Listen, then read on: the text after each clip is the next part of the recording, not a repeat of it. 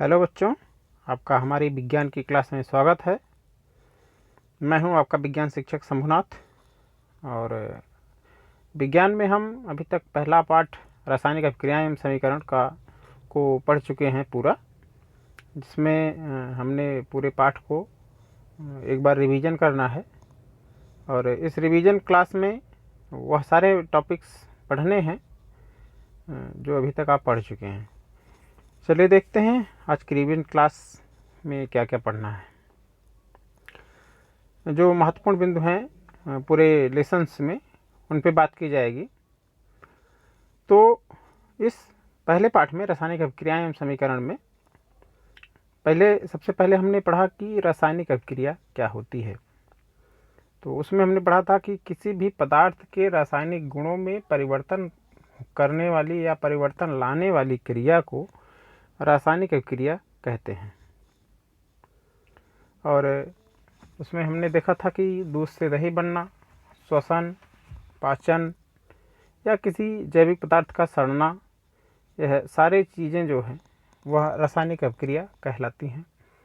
रासायनिक अभिक्रिया का एक विशेष गुण यह होता है कि इसे कभी भी किसी भौतिक विधि से रिवर्स नहीं किया जा सकता है, उल्टा नहीं किया जा सकता है कि जो बना हुआ पदार्थ है, जिन पदार्थों से मिलके नया पदार्थ बना है, फिर उस पदार्थ को अपने मूल रूप में वापस ला दिया जाए। ऐसी कोई भौतिक विधि नहीं है, किसी भी भौतिक विधि से ऐसा किया नहीं जा सकता है।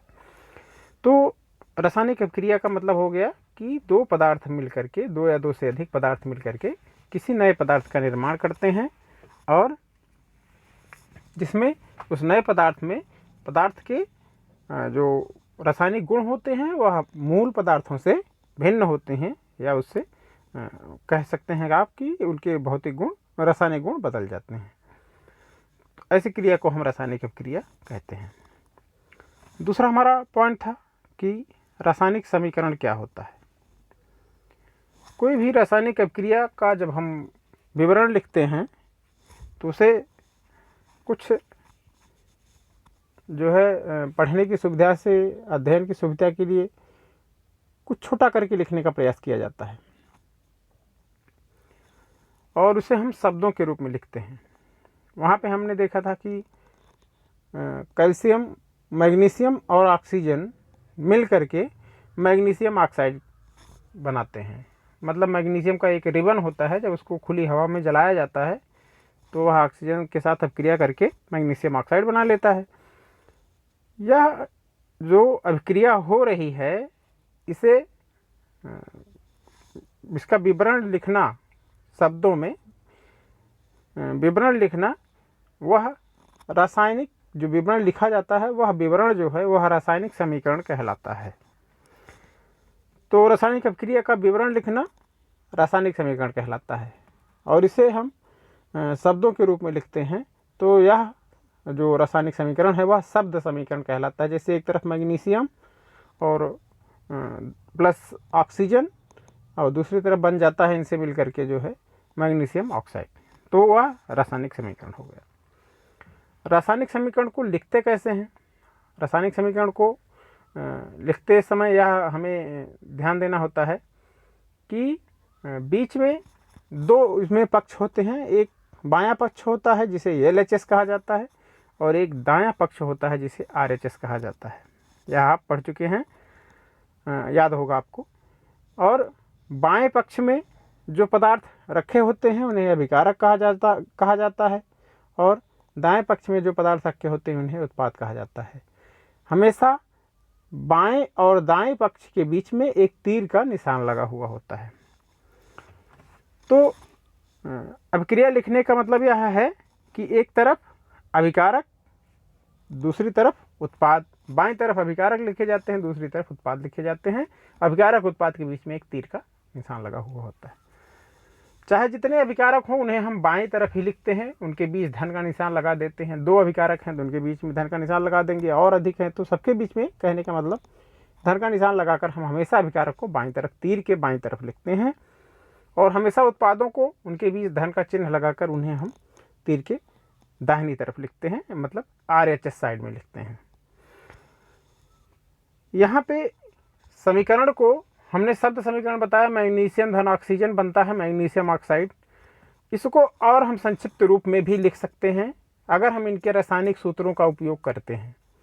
जैसे मैग्नीशियम का रासायनिक सूत्र होता है Mg और ऑक्सीजन का रासायनिक सूत्र होता है O, और मैग्नीशियम ऑक्साइड का रासायनिक सूत्र होगा MgO।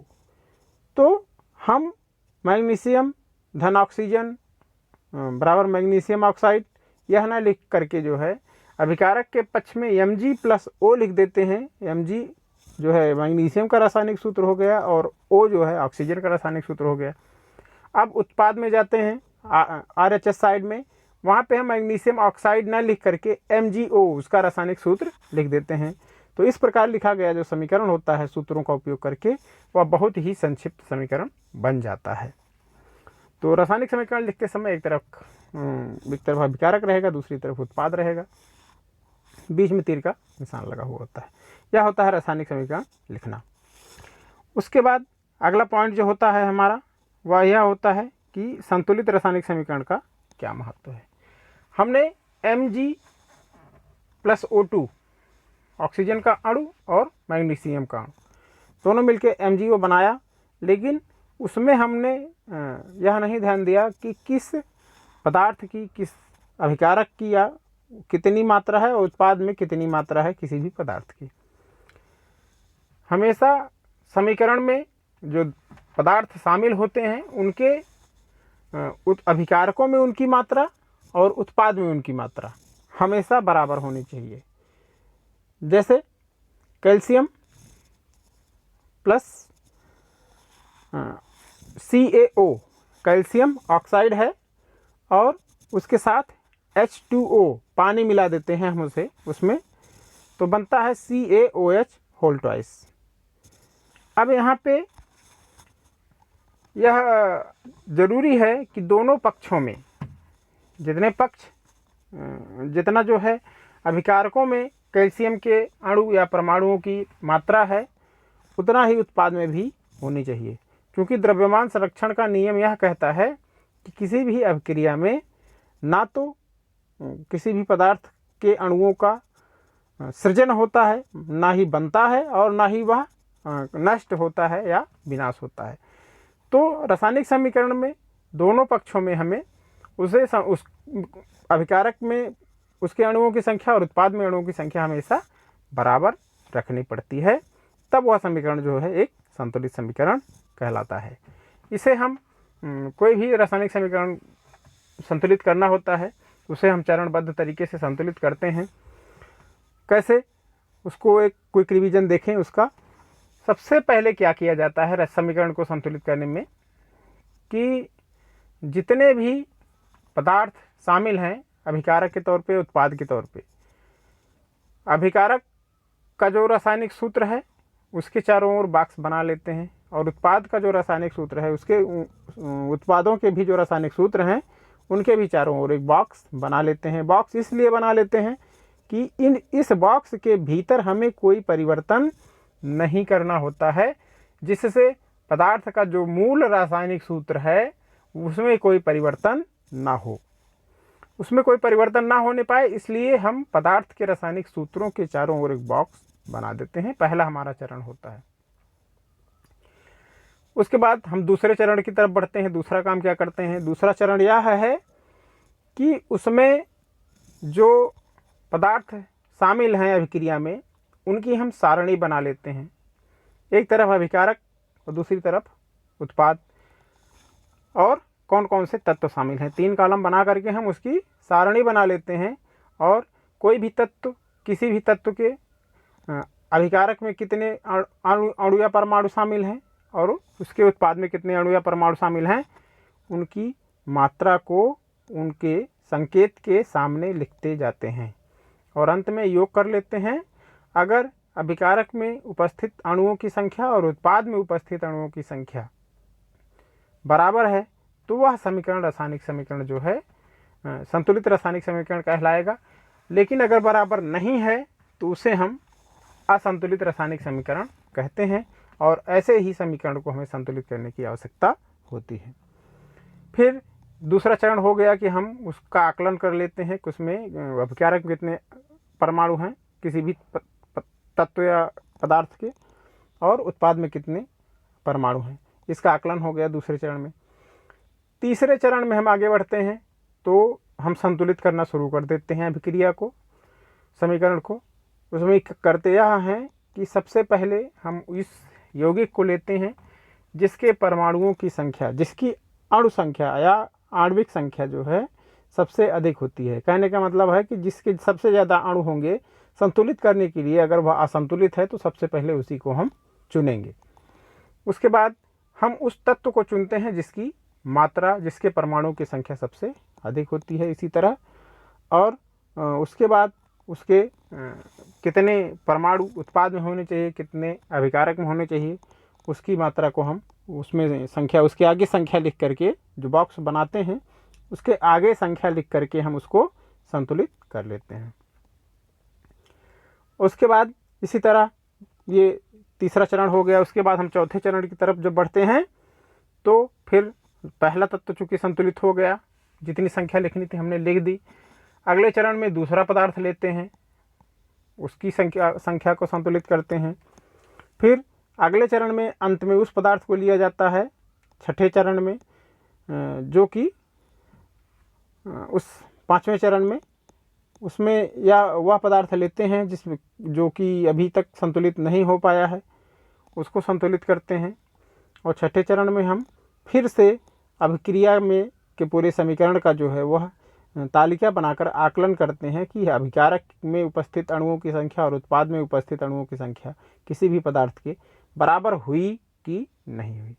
तो अब तक जो है हम यह देख सकते हैं कि समीकरण का आकलन करने पर हमें यह पता चलता है कि उसके अभिकारक में अणुओं की संख्या और उत्पाद में अणुओं की संख्या बराबर हो चुकी है। यह छठा चरण होता है। और उसके बाद अंतिम और सातवां चरण यह होता है कि किसी भी अभिक्रिया में अभी तक कोई भी जो पदार्थ शामिल है उसकी भौतिक अवस्था क्या है, वह किस भौतिक अवस्था में है, यह अभी तक क्लियर नहीं हो रहा है।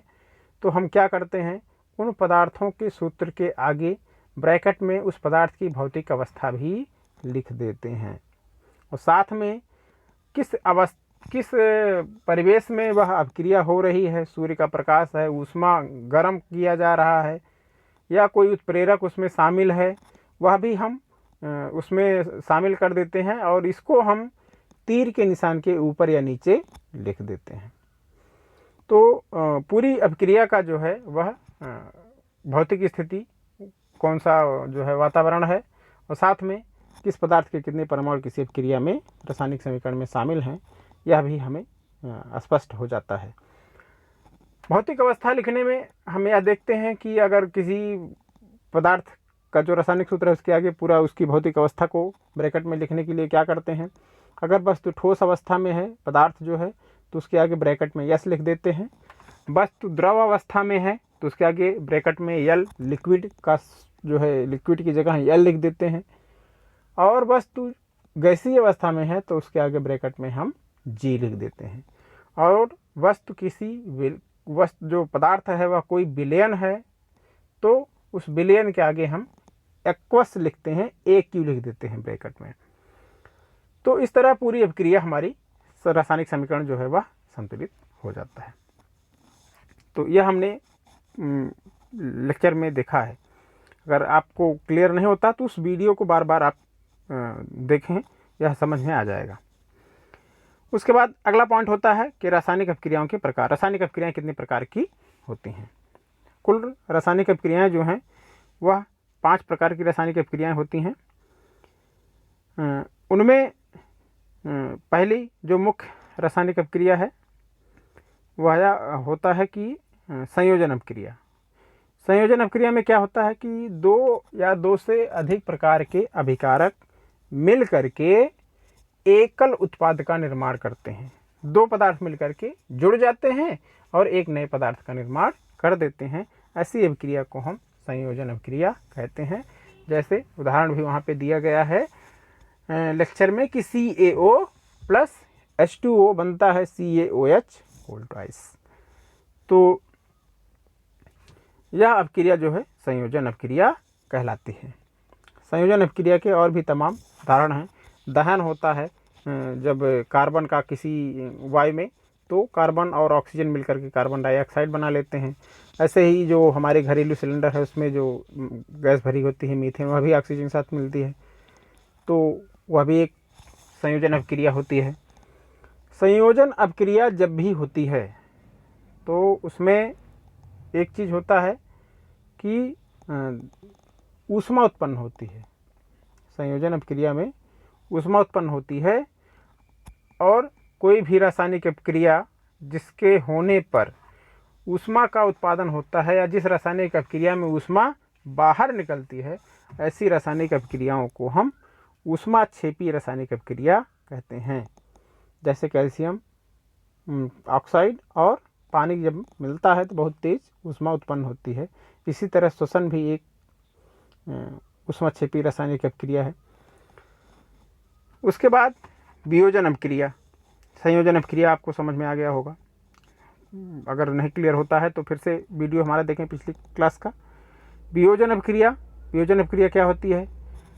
ठीक संयोजन अभिक्रिया का उल्टा होता है। इसमें वहाँ पे दो अभिकारक मिलकर के एक उत्पाद बना रहे थे, यहाँ पे एक अभिकारक होता है, एकल अभिकारक टूट करके दो या दो से अधिक पदार्थों का निर्माण करता है। जैसे फेरस सल्फेट जब टूटता है तो फेरिक और उसके बाद सल्फर डाइऑक्साइड और सल्फर ऑक्साइड में दो तीन तरह के उत्पाद का निर्माण करता है। तो कहने का अर्थ है कि वियोजन अभिक्रिया में एकल अभिकारक टूट करके दो या दो से अधिक प्रकार के उत्पाद का निर्माण करता है, तो उसे हम वियोजन अभिक्रिया कहते हैं। वियोजन अभिक्रिया में हमेशा हम देखते हैं कि उसके लिए बाहर से, उस अभिक्रिया को होने के लिए बाहर से हमें ताप देना पड़ता है। तो कोई भी रासायनिक अभिक्रिया जिसमें बाहर से ताप देना पड़ता है उससे हम ऊष्मा शोषी, ऊष्मा का शोषण करने वाली, सोखने वाली अभिक्रिया कहते हैं। अगली अभिक्रिया जो है विस्थापन अभिक्रिया है। विस्थापन अभिक्रिया में क्या होता है कि जो धातुएं होती हैं, कुछ धातुएं अधिक सक्रिय होती हैं, कुछ कम सक्रिय होती हैं। तो जब किसी भी धातु के लवण के विलयन में, किसी भी धातु के लवण के विलयन में उस धातु से अधिक सक्रिय धातु को हम डुबाते हैं, उसमें मिलाते हैं, तो वह अधिक सक्रिय धातु कम सक्रिय धातु के लवण के विलयन से उसको विस्थापित करके उस लवण के साथ खुद, उस आयन, उसके आयन के साथ खुद ही जुड़ जाती है और पहले वाली कम सक्रिय धातु को विस्थापित कर देती है।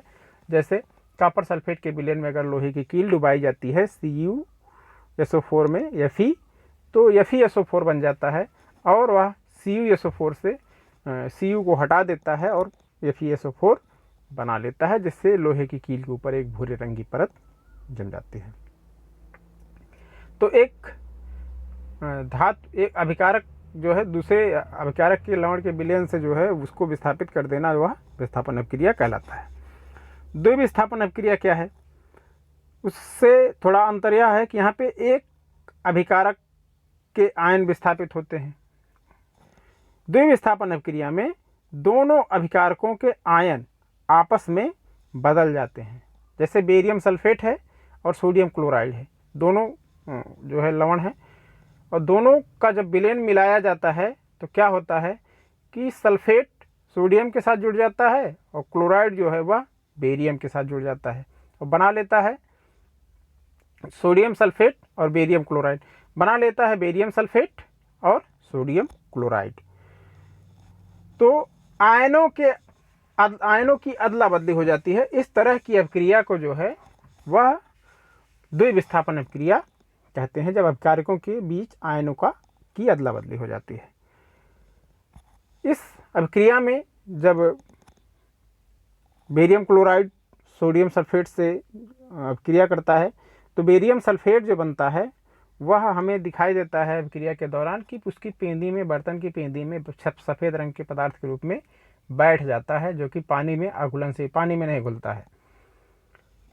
ऐसे पदार्थ को हम अवक्षेप कहते हैं। और ऐसी अभिक्रिया, रासायनिक अभिक्रिया जिसमें अवक्षेप बनता है, उसे हम अवक्षेपण अभिक्रिया के नाम से भी जानते हैं। तो द्विविस्थापन अभिक्रिया हो गया आपका, और अवक्षेपण अभिक्रिया क्या होती है अभी हो गया। अब बात करते हैं उपचयन तथा अपचयन की। दो शब्द हैं, एक है उपचयन, दूसरा है अपचयन।